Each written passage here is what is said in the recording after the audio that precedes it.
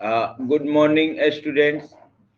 आज इस वीडियो में हम लोग भाग 15 निर्वाचन देखेंगे। इसमें निर्वाचन आयोग चुनाव से संबंधित प्रावधान है। तो आइए देखते हैं भाग 15।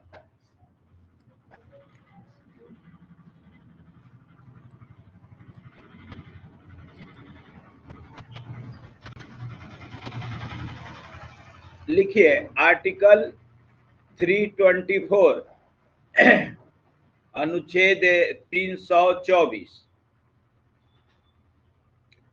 अनुच्छेद 324 है।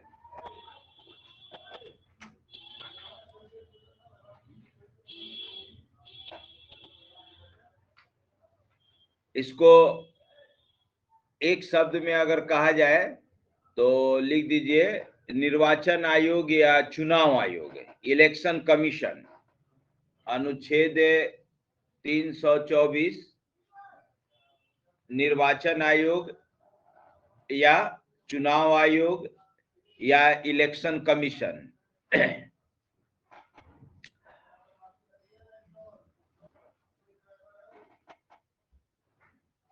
आप लोग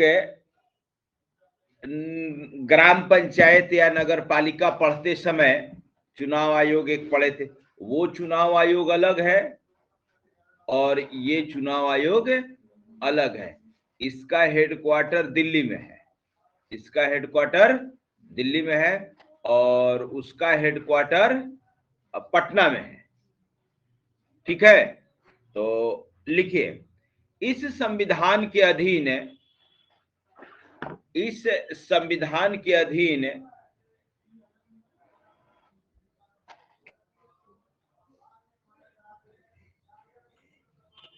संसद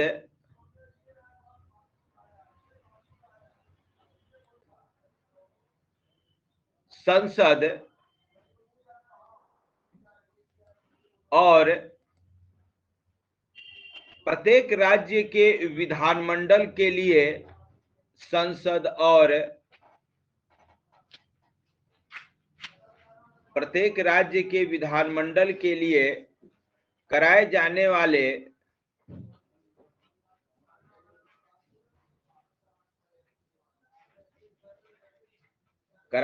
वाले सभी निर्वाचनों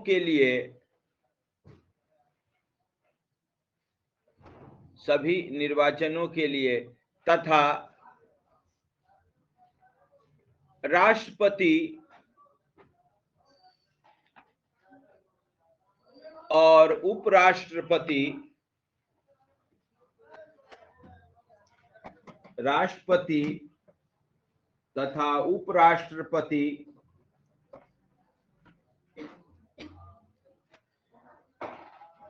के पदों के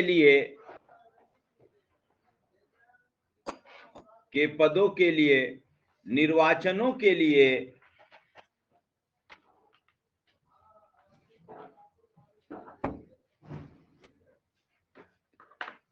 अंडरलाइन करिएगा क्या क्या था। संसद के दोनों सदनों, अंडरलाइन कर दिए। इसका मतलब लोकसभा और राज्यसभा, कॉमा राज्य के विधानमंडलों। इसका अर्थ है कि विधानसभा और विधान परिषद, राष्ट्रपति और उपराष्ट्रपति, यानी कि 6 चीज हो गया है ना, के पदों के लिए, निर्वाचनों के लिए निर्वाचक नामावली तैयार कराने। निर्वाचक नामावली मतलब वोटर लिस्ट। निर्वाचक नामावली तैयार कराने का और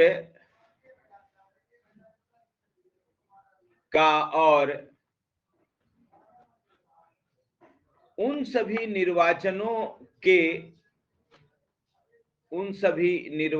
के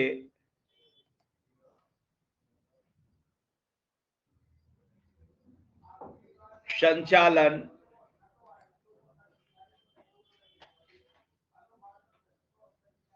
का कमा अधीक्षण मतलब सुपरविजन देख रेख, कमा निदेशन, निदेशन मतलब डायरेक्शन देना, कैसे होगा क्या होगा, और नियंत्रण, नियंत्रण माने जो भी कार्यवाही होगी सब इसके हाथ में रहेगी। एक आयोग में निहित होगी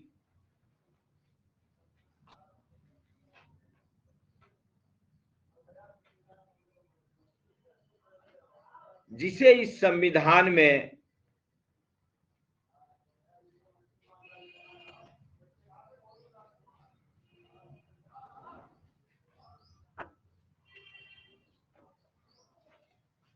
निर्वाचन आयोग कहा गया है।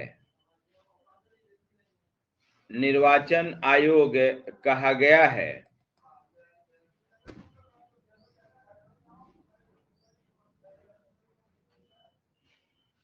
ठीक है, तो नीचे ब्रैकेट में लिख लीजिए, लोकसभा, राज्यसभा, विधानसभा, विधान परिषद, राष्ट्रपति, उपराष्ट्रपति, ये जो दिल्ली वाला निर्वाचन आयोग है इसका काम ये जो 6 पद हैं उसका चुनाव कराना है। उसके लिए जो भी कार्यवाही करनी है सारी कार्यवाहियां निर्वाचन आयोग द्वारा की जाएंगी। ठीक है,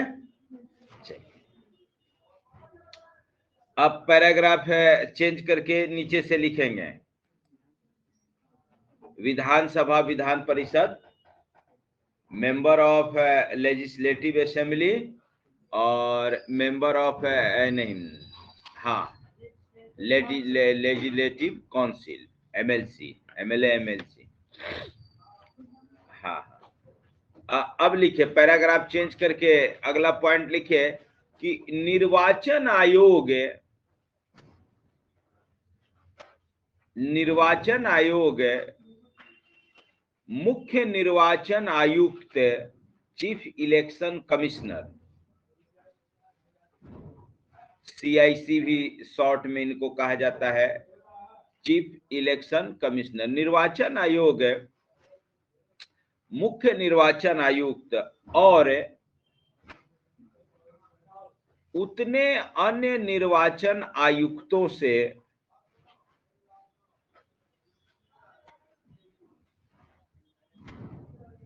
मिलकर बनेगा जितने राष्ट्रपति द्वारा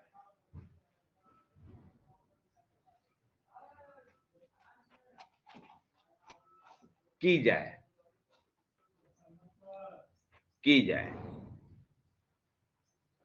तो लिखिए कि वर्तमान में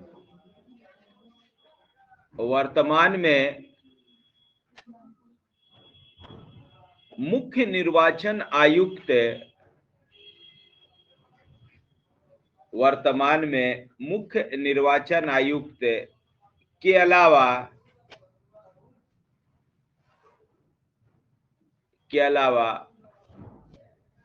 2 अन्य आयुक्त हैं, 2 अन्य आयुक्त हैं।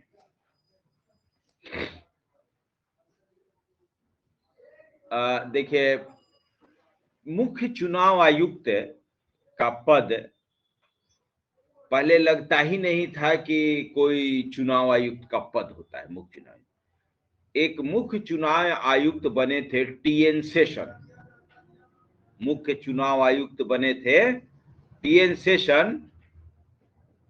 तो वो बताएं कि चुनाव आयुक्त का पद क्या होता है, क्या वैल्यू है। किसी का वो नहीं सुने, वो IAS थे, वो कड़ाई कर दिए इलेक्शन में। इतना नियम, सब आचार संहिता, सब पहले कुछ नहीं था, सब उन्हीं का लाया हुआ है। कि उसके बाद से अपना ये कढ़ाई होना शुरू हुआ। और पैराग्राफ चेंज करके लिखिएगा।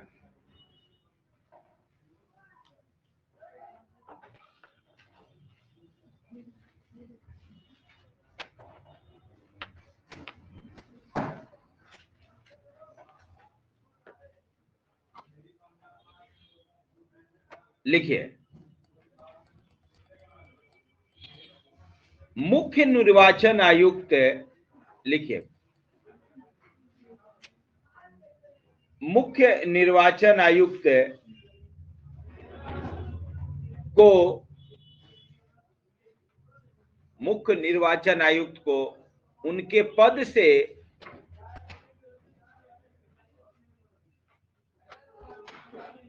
उसी रीति उनके पद से उसी रीति और उन्हीं आधारों पर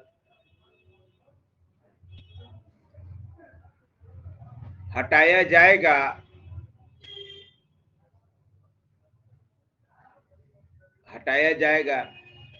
जिस रीति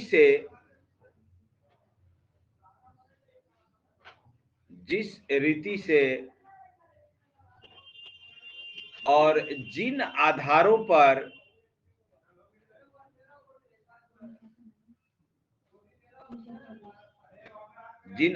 पर उच्चतम न्यायालय के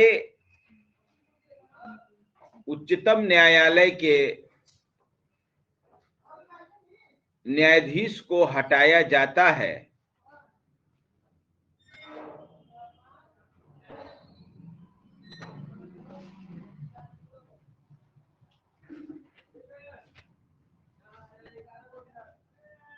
अंडरलाइन कर दीजिएगा कि जो मुख्य निर्वाचन आयुक्त है उनको उनके पद से उन्हीं आधारों और उन्हीं रीति से हटाया जाएगा जैसे आपका सर्वोच्च न्यायालय के न्यायाधीश। लिखिए पैराग्राफ चेंज करके, अन्य निर्वाचन आयुक्त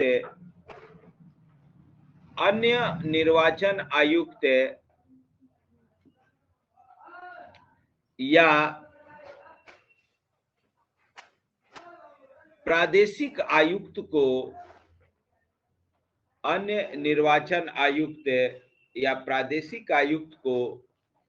मुख्य निर्वाचन आयुक्त की सिफारिश पर ही पद से हटाया जाएगा,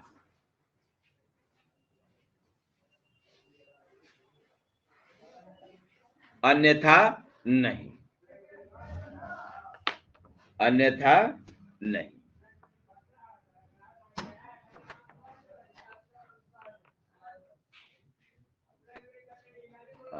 ठीक है।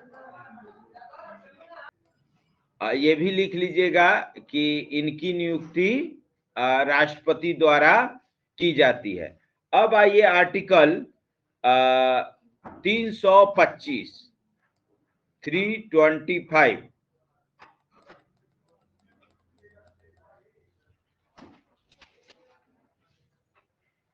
लिखिए कि धर्म 325 धर्म, मूलवंश,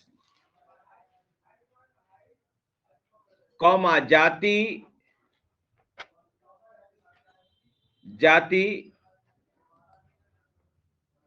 या लिंग के आधार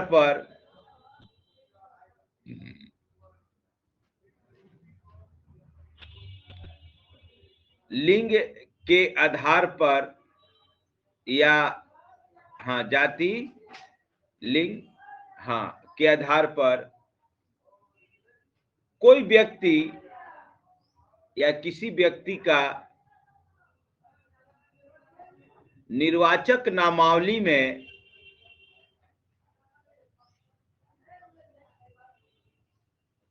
सम्मिलित किए जाने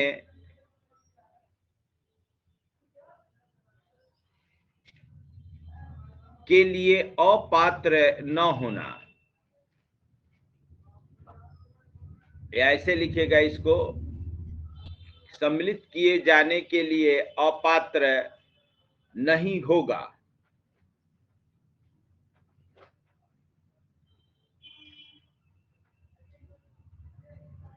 ठीक है। देखिए कि किसी भी व्यक्ति को धर्म, मूल वंश, जाति या लिंग के आधार पर निर्वाचक नामावली में शामिल करने से मना नहीं किया जा सकता है। पद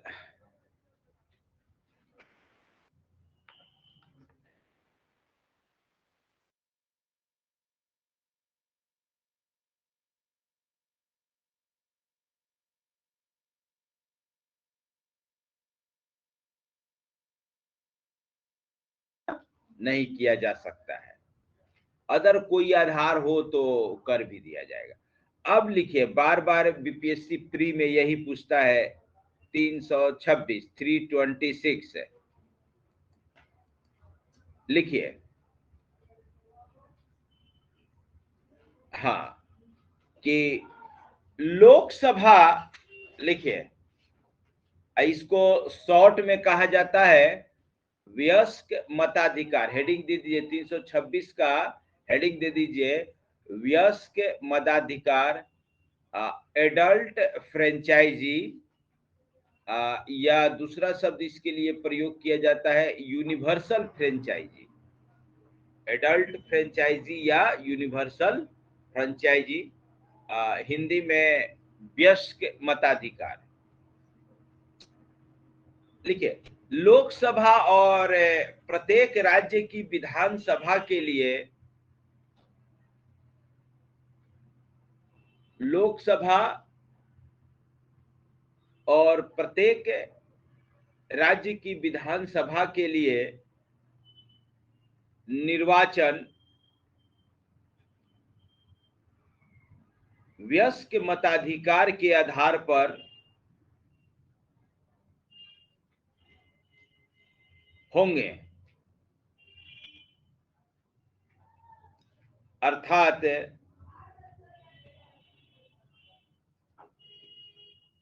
प्रत्येक, हाँ, वयस्क मताधिकार के आधार पर होंगे, अर्थात प्रत्येक व्यक्ति जो भारत का नागरिक है, भारत का नागरिक है और ऐसी तारीख को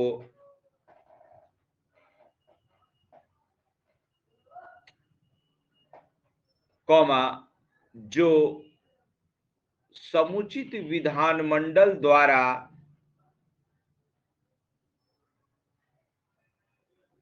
बनाई गई किसी विधि द्वारा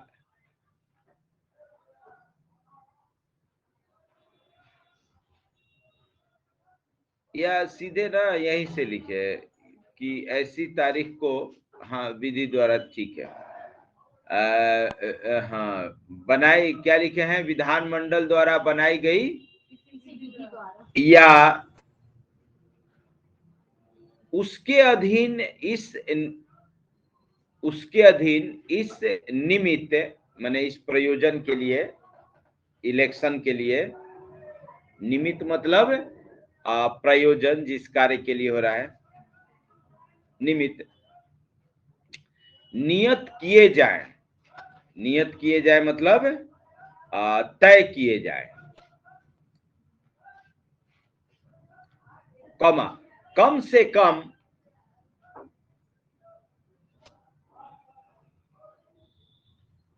18 वर्ष की आयु का है, कम से कम 18 वर्ष की आयु का है, अंडरलाइन कर दीजिएगा।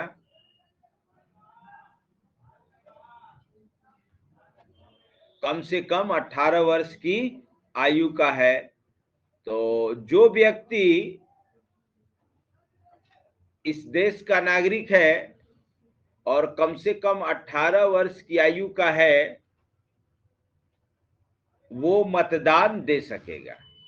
ठीक है, लेकिन ऐसा नहीं है। कुछ रेस्ट्रिक्शन लगाए गए हैं, कुछ लोगों को रोका गया है। किनको रोका गया है? इसका अर्थ यह है कि जो भी भारत का नागरिक है और 28 साल उम्र का है तो वो वोट देगा, ये कोई जरूरी नहीं है।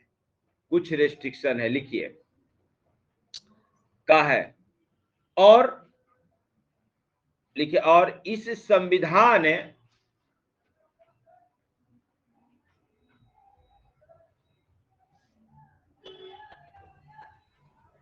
संविधान या समुचित विधानमंडल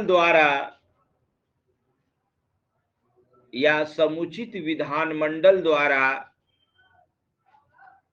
बनाई गई किसी विधि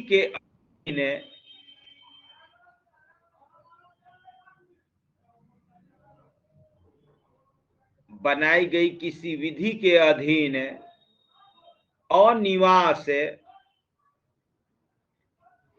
अनिवास मतलब नॉन रेजिडेंट, वो वहां का निवासी नहीं है। अनिवास कौमा चित्त विकृति माने पागल, मेंटल, कौमा अपराध है, क्रिमिनल है।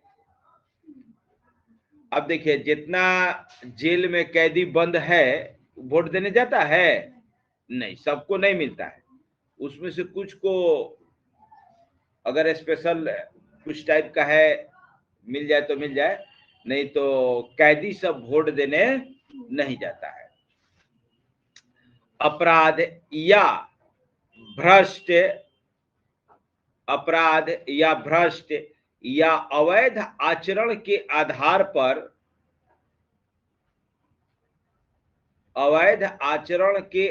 पर अन्यथा निर्हित नहीं कर दिया जाता है।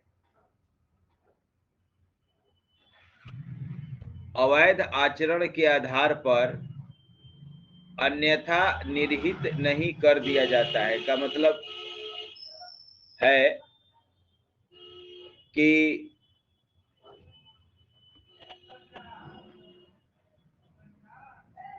भारत का नागरिक हो और 18 वर्ष की आयु प्राप्त कर चुका है तो ये कोई जरूरी नहीं है कि वोट देगा। यदि इन सभी आधारों पर अनिवास, विकृत चित्र, अपराध, भ्रष्ट या अवैध आचरण के आधार पर उसको वोटिंग देने से रोका जा सकता है। ठीक है, आगे लिखिए। निर्हित नहीं कर दिया जाता है, कौमा ऐसे किसी निर्वाचन में मतदाता के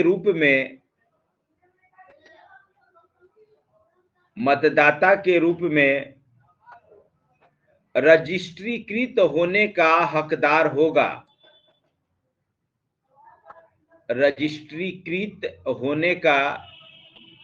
हकदार होगा।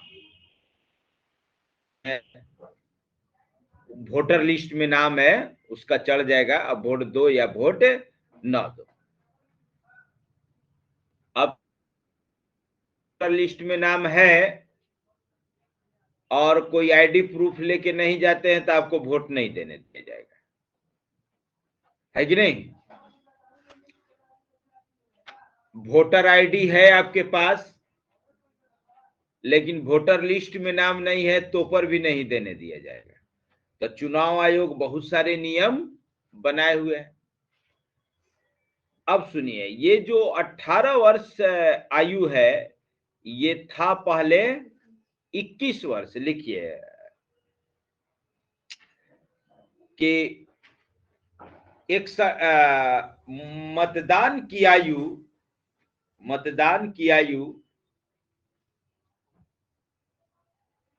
61वां संविधान संशोधन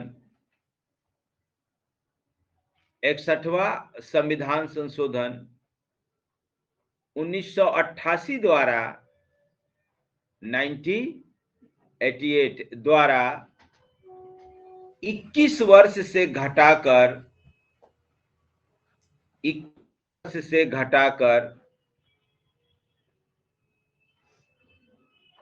18 वर्ष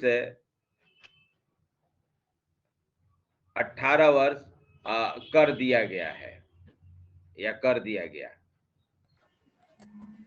चलिए, ये रहा आप लोगों का भाग 15 निर्वाचन। ठीक है, भाग 16 का काम नहीं है। अब आइए भाग 17, ये एग्जाम के लिए इंपॉर्टेंट है। हेडिंग दीजिए राजभाषा। लिखिए भाग 17 राजभाषा, आर्टिकल 343, इसको याद रखिएगा।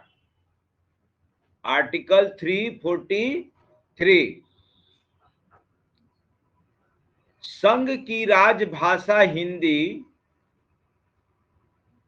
संघ की राजभाषा हिंदी और लिपि देवनागरी होगी, लिपि देवनागरी होगी। राजभाषा ऑफिशियल लैंग्वेज। इंग्लिश में क्या लिखा है? Official language. सुनिए इसका क्या अर्थ है। अरे अरे अरे अरे अरे अरे अरे, तो लगा ही नहीं है, ये तो बड़ा कट कट के जा रहा होगा।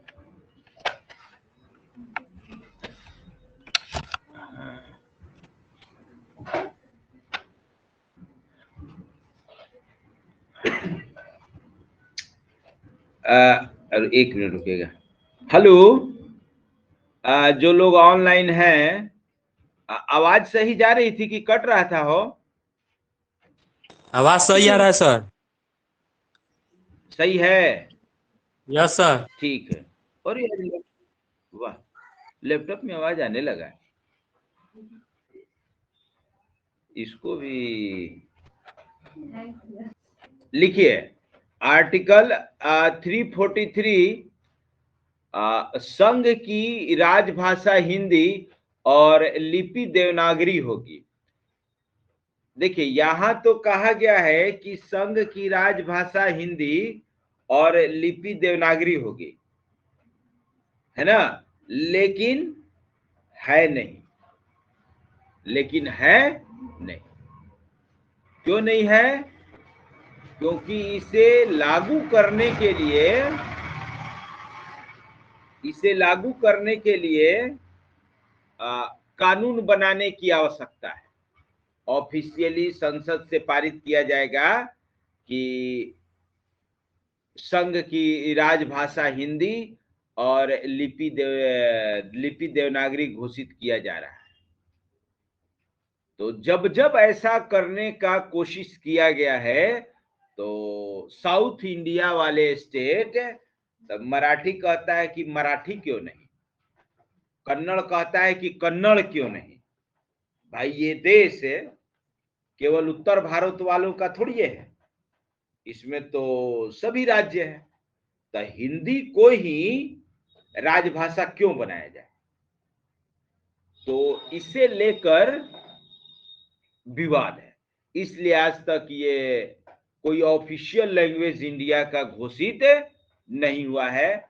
परंपरा में कार्य चलते आ रहा है। हाँ, अब अभी इंडिया के जो भी ऑफिशियल कामकाज हैं, इंडिया के जो भी ऑफिशियल कामकाज है वो किस लैंग्वेज में होगा?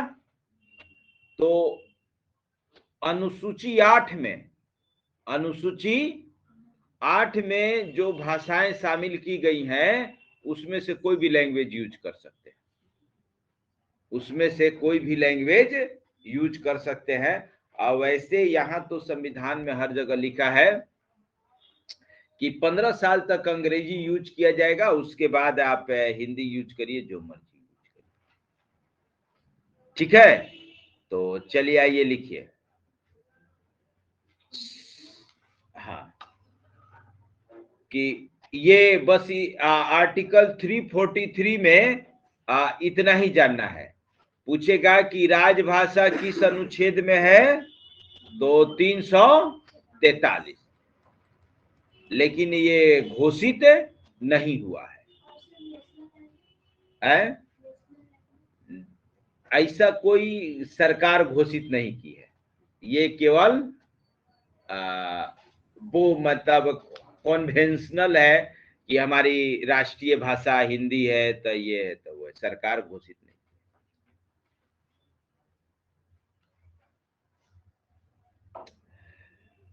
निकाल के इंडिया ईयर बुक पढ़ोगी तो उसमें राजकीय पशु ये वो सब दिया है, लेकिन राजकीय भाषा नहीं दिया है ना।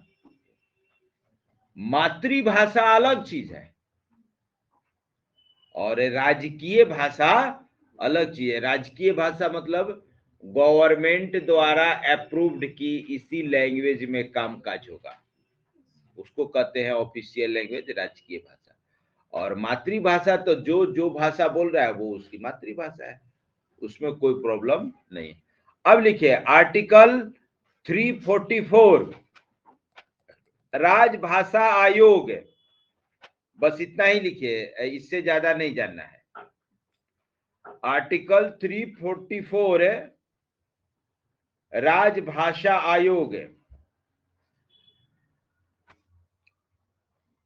इसी में कहा गया है कि राजभाषा आयोग का गठन किया जाएगा और आयोग हिंदी भाषा के बढ़ावा के लिए कामकाज करेगा।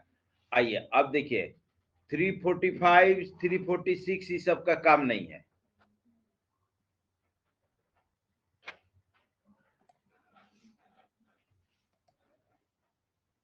अब लिखिए अगला अनुच्छेद 350 350 इसका काम है। लिखिए कि व्यथा के निवारण के लिए, व्यथा मतलब आपको कोई अगर तकलीफ है तो थाने में कोर्ट में कहीं भी व्यथा के निवारण के लिए अभ्यावेदन में मतलब आवेदन में जो आप एप्लीकेशन लिखते हैं, प्रयोग की जाने वाली भाषा, कि आप वहां कौन सी भाषा प्रयोग करेंगे।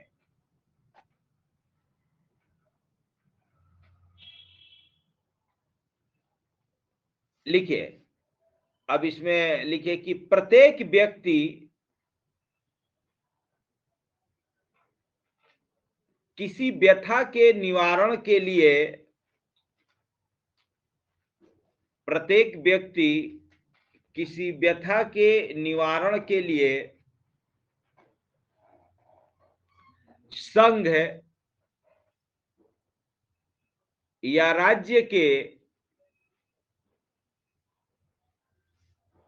किसी अधिकारी या प्राधिकारी को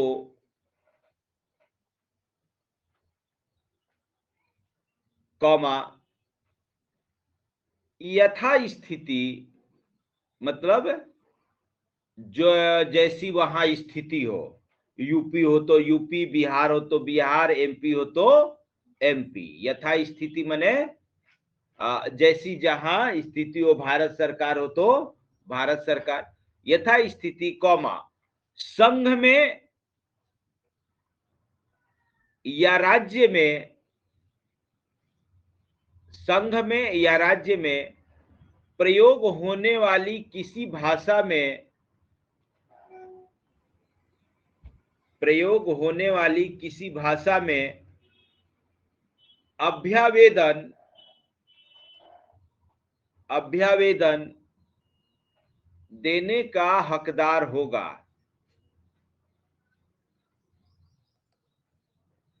तो अब जैसे बिहार है तो बिहार में आपका इंग्लिश, हिंदी और उर्दू ये तीनों राज्य आधिकारिक भाषा की है, तो अपना तीनों में से किसी में दीजिए, ठीक है।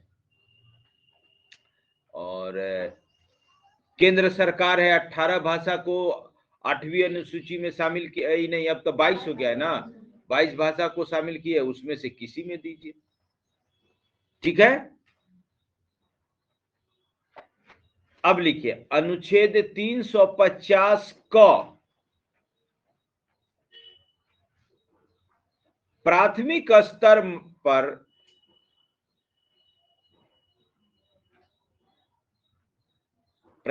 स्तर पर मातृभाषा में शिक्षा की सुविधाएं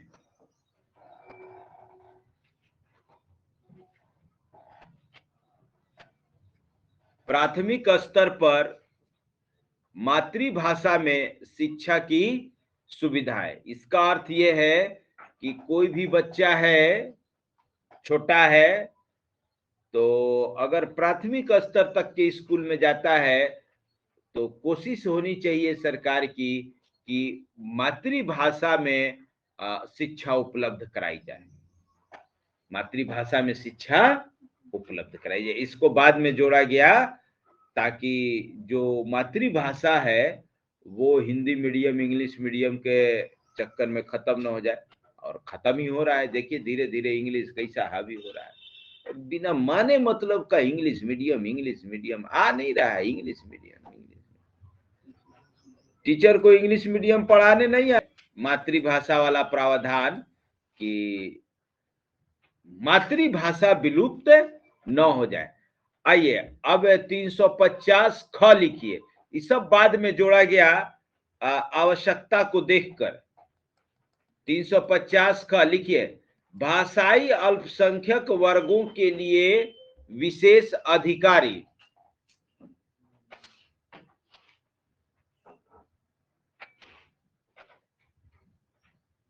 भाषाई अल्पसंख्यक वर्गों के लिए विशेष अधिकारी।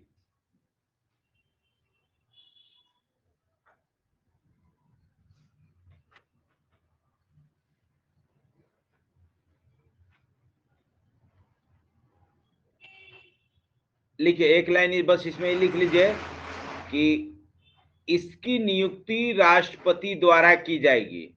आवश्यकता अगर लगे कि भाषाई जो अल्पसंख्यक हैं उनके प्रोटेक्शन के लिए, उनके प्रॉब्लम को सॉल्व करने के लिए अधिकारी की आवश्यकता है, तो राष्ट्रपति एक अधिकारी नियुक्त कर सकते हैं। चलिए और लास्ट लिखिए आर्टिकल 351, ये भी इंपॉर्टेंट है।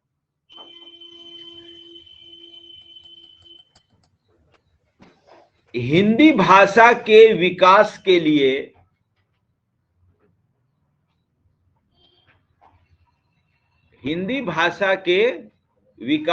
लिए निर्देश मतलब डायरेक्शन।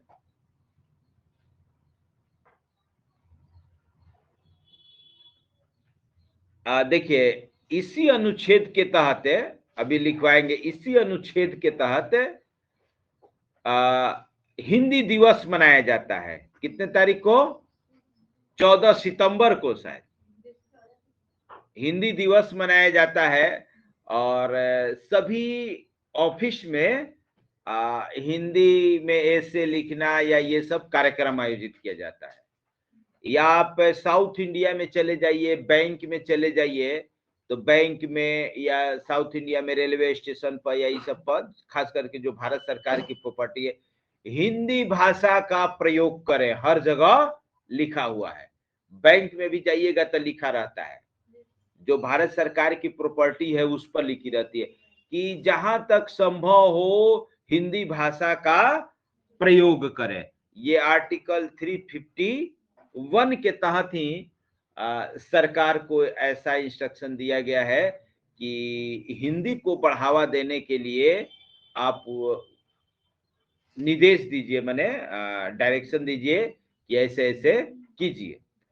तो एक लाइन लिख लीजिए इसमें कि संघ का यह कर्तव्य होगा कि, संघ मतलब भारत सरकार, संघ का यह कर्तव्य होगा कि वह हिंदी का प्रसार बढ़ाए, वह हिंदी का प्रसार बढ़ाए, कौमा उसका विकास करे, जिससे वह भारत की जिससे वह भारत की सामासिक संस्कृति, सामासिक माने सबको मिला के विभिन्न जो संस्कृतियां हैं यहाँ, सामासिक संस्कृति के सभी तत्वों की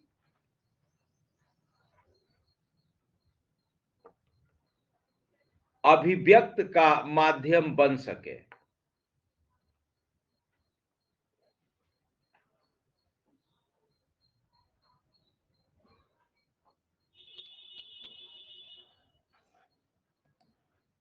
तो ये रहा आपका भाग 17। ठीक है, अब इसके बाद जो प्रावधान आने वाला है वो मोस्ट वीवीआई में है, भाग 18 आपात। भाग 18 आपात। अब हम लोग ढलान की ओर है, संविधान हम लोगों का अब समाप्त होने वाला है। तो लिखिए भाग 18 आपात, इमरजेंसी।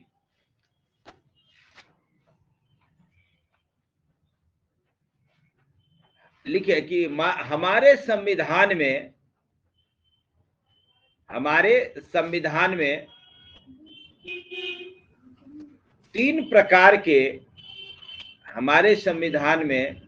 तीन प्रकार के आपात का उल्लेख किया गया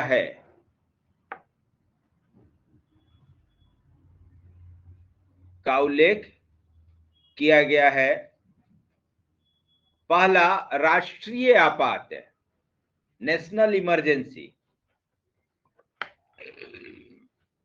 राष्ट्रीय आपात, नेशनल इमरजेंसी 352 आर्टिकल 352। दूसरा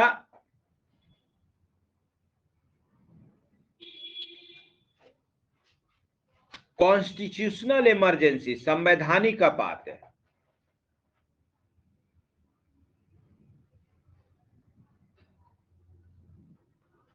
या लिख लीजिएगा राष्ट्रपति शासन, इसी को कहा जाता है राष्ट्रपति शासन, आर्टिकल 356।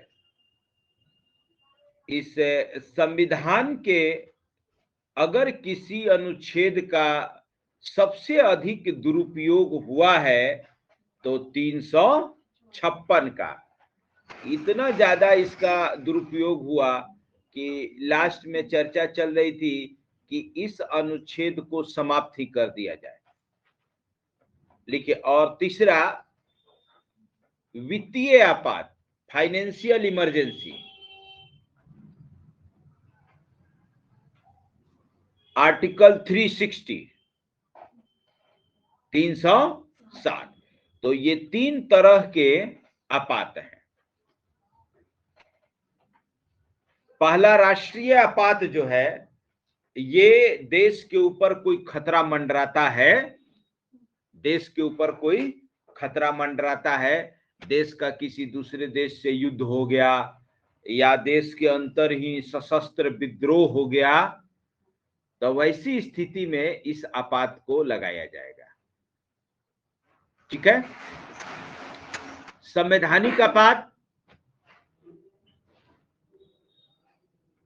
आर्टिकल 356 कि यदि किसी राज्य की सरकार संवैधानिक प्रावधानों के अनुरूप नहीं चल पा रहा है तो वैसी स्थिति में उस राज्य में ये आर्टिकल 356 लागू किया जाएगा, जिसको कहते हैं कि राष्ट्रपति शासन लागू हो गया अब वहां के जो विषय है वो सब राष्ट्रपति के हाथ में आ जाएगा, कैसे शासन किया जाए ये सब तय होगा।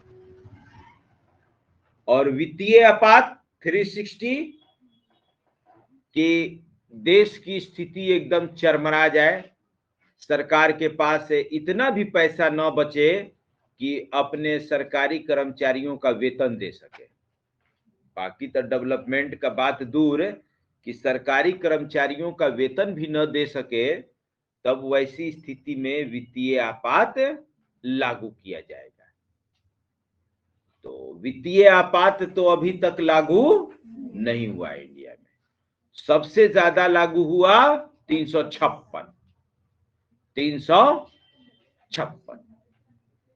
और जो संवैधानिक आपात है, ये राष्ट्रीय आपात है, वो भी 2-3 बार लागू हुआ। एक बार पाकिस्तान युद्ध के साथ, एक बार चीन युद्ध के साथ, और एक बार ये लगा दी इंदिरा गांधी, है ना।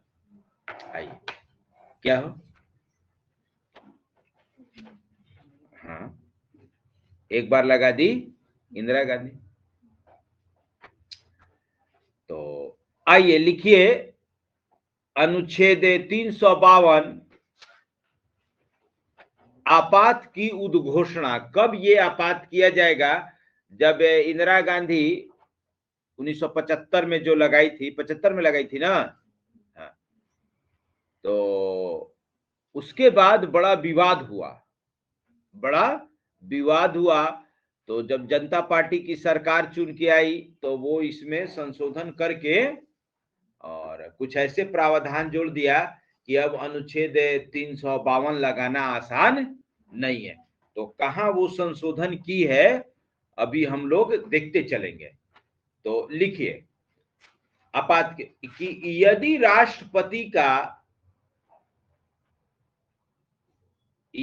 राष्ट्रपति का यह समाधान हो जाता है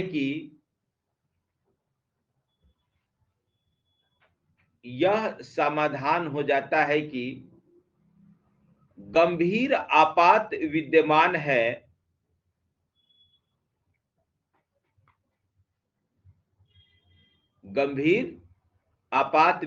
है, जिसे युद्ध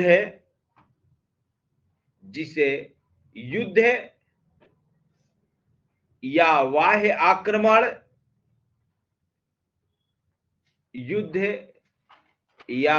आक्रमण या सशस्त्र विद्रोह है।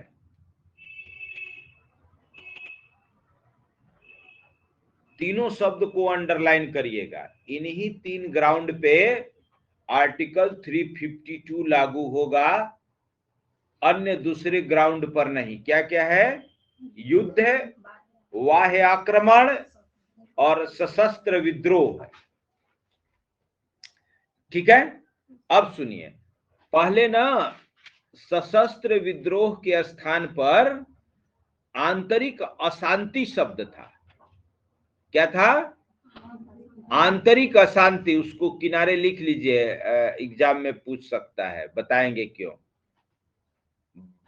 कहीं किनारे आंतरिक अशांति लिख लीजिए ब्रैकेट में। इसी आंतरिक अशांति का फायदा उठाकर इंदिरा गांधी इमरजेंसी लगाई थी कि देश में आंतरिक अशांति हो गया है, इमरजेंसी लगा दो। तभी कौन आंतरिक अशांति हो गया, क्या हो गया? तो इसीलिए जब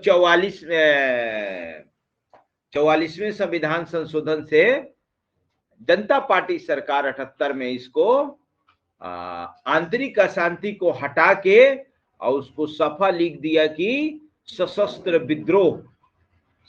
विद्रोह मतलब विथ आर्म्स।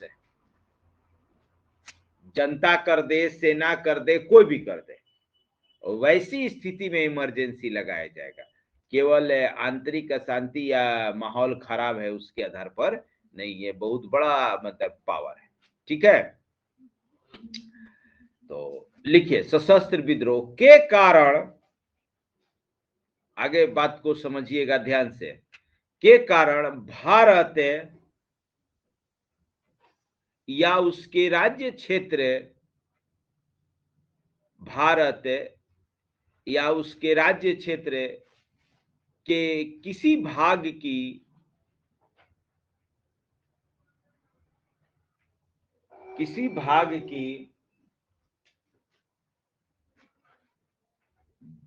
रुकिए, अभी हम लोग देख रहे हैं भाग 18 आपात लिख देते हैं, देखिएगा ना, किसी भाग की सुरक्षा संकट में है तो वह उद्घोषणा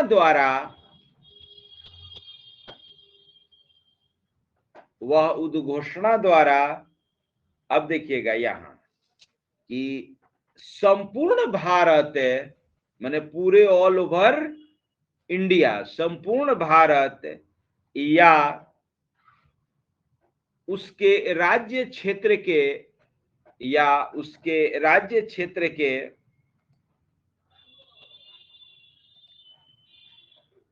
ऐसे भाग में, उसके राज्य क्षेत्र के ऐसे भाग के संबंध में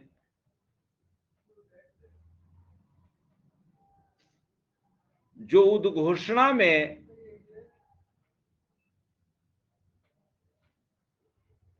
विनिर्दिष्ट किया जाए, विनिर्दिष्ट माने दर्शाया जाए, स्पेसिफाई किया जाए, लिखा जाए, विनिर्दिष्ट किया जाए, इस आशय की घोषणा कर सकेगा।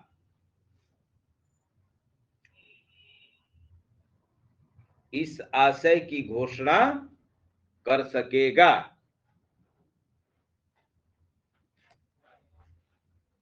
ठीक है, तो देखिए, नंबर 1, राष्ट्रीय आपात किस अनुच्छेद, देखिए अब इससे कितना क्वेश्चन बनेगा। राष्ट्रीय आपात किस अनुच्छेद में है? 352। राष्ट्रीय आपात की उद्घोषणा कौन करता है? राष्ट्रपति। राष्ट्रीय आपात की उद्घोषणा किन आधारों पर किया जाएगा? हाँ, युद्ध, बाह्य आक्रमण और सशस्त्र विद्रोह। अब पूछेगा कि सशस्त्र विद्रोह शब्द किस संविधान संशोधन द्वारा जोड़ा गया? 44वां संविधान संशोधन, अभी आगे लिखवाएंगे, द्वारा जोड़ा गया। आपात एक साथ या तो पूरे देश में लागू किया जाएगा या जो भाग डिस्टर्ब है, वह, मान लीजिए पाकिस्तान से युद्ध छिड़ा तो उड़ीसा में लगाने का क्या फायदा है, तमिलनाडु में लगाने का, बिहार में लगाने का फायदा है?